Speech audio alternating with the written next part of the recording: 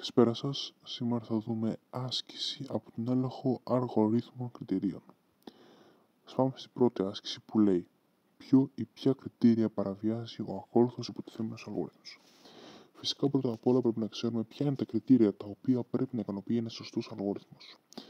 Τα κριτήρια αυτά είναι φυσικά η είσοδος. Για να ικανοποιεί το κριτήριο της εισόδου, ένας αλγόριθμος πρέπει κάνει μία ή περισσότερες τιμές δεδομένων να δίνονται ως είσοδοι σε αυτόν.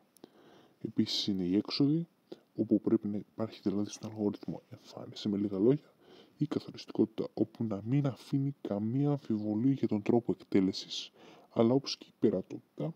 Για να ικανοποιεί το κριτήριο της πειρατότητας, πρέπει ο αλγόριθμος να τελειώνει μετά από ένα συγκεκριμένο αριθμό βημάτων εκτέλεσης των εντολών, όπως και η αποτελεσματικότητα που δεν αρκεί να έχει οριστεί, αλλά μπορεί και να έχει εκτελεστεί.